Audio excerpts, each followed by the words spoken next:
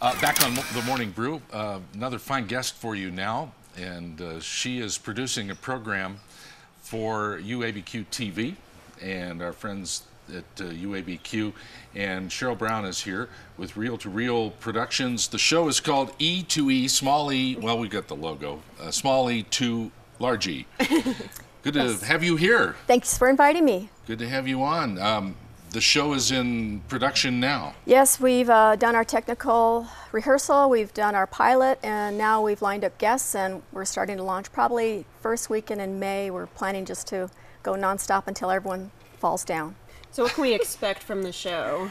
The point of the show is to take people from being an employee to being an entrepreneur, and the reason I went after this is our recession started in 2007, the Great Recession. Yes. And from that, a lot of people became unemployed or underemployed. They started working fewer hours or had a drop in pay, and basically had to pick the ball up and run.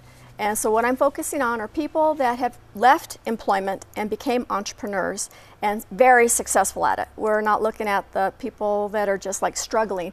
These are the ones that are just launched, and we want to say, how did they do it and what did they do right, and share it. And these are all local stories? Currently all local, but a lot of them are already on the international scene. Wow. So our first guest actually is Carissa Mitchell, who goes by Carrie, and she's opened Rebel Donuts. How many here have seen Rebel Donuts? Yeah, we had some last week. Meeting them on the show. And she's been in business, I think, 7 months, has already opened her second shop, was invited by the Food Network to go to Canada and film. Wow. So, and she has over 6,000 likes on Facebook. So how do you do that with a donut shop?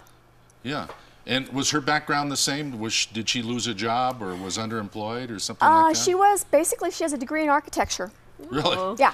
And so she decided to follow her passion, which is baking, and started Rebel Donuts. So that's a great one. story. Yeah, that's one of our stars. And there's 1,000 of those stories out there. There are 742,000 of them. To be exact. Yes, the Bureau of Labor Statistics. As you started peeling back the onion on this and finding these folks, I bet they were so willing to tell their story because it's such a transformation. Yeah. It is.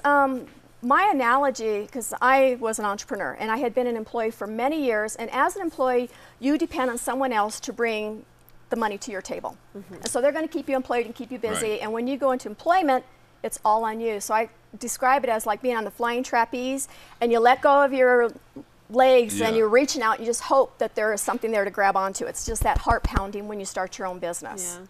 Well, these are great stories. I know a lot of people in Albuquerque, New Mexico, all are having problems with lack of employment, not enough jobs. Economic development, of course, is an issue in this state. So these are all great motivating stories, not just, you know, to tell a story, but to relate to the people and motivate them. Exactly. And actually one of our guests is a consultant that started her own business. Again, was with a consulting industry and started her own business. And what she looks at is, do you have the makeup to be an entrepreneur? Because that's the first thing. Not everyone actually is capable of letting go of that trapeze. A lot of people need that. Some people are not as organized, or you have to be outgoing. There's a lot of character traits. And so we explore that in one of our episodes. Sheryl Brown, producer of Reel to Reel Productions, and the program is E2E.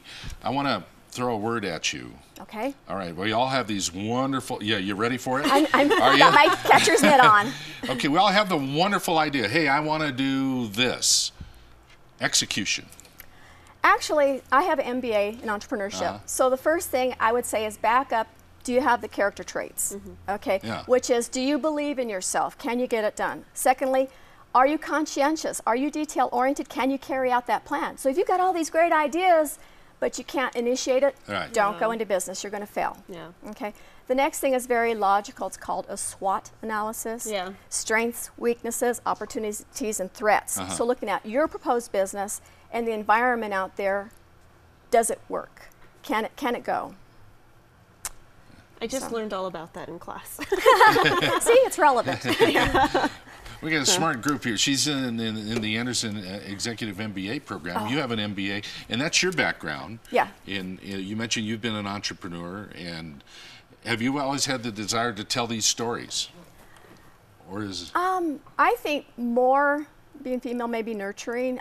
In my business, actually I'm a CPA MBA, and a lot of people come to me with the business that's starting or one that's plateaued, and it's like, where do you go from here? And a lot of people don't. They're like, they know their project or whatever, and it's like, what are some other options out there in expanding your customer base, for example? A lot of these people don't need degrees, though. No, not at all. Yeah. Just that vision. That's all it Exactly, takes. exactly. When you get started, when the show is ready, bring some clips to us. We'd love to have you back. I'd I'm love to be excited back. to see it. Yeah, I am too. I really am. Sheryl Brown, thank you very much. Thank you. Local IQ segment is next with Siobhan Otero, the arts writer for Local IQ. I'm Larry Aarons with Aaron Muffaletto on The Morning Brew. Back in a moment.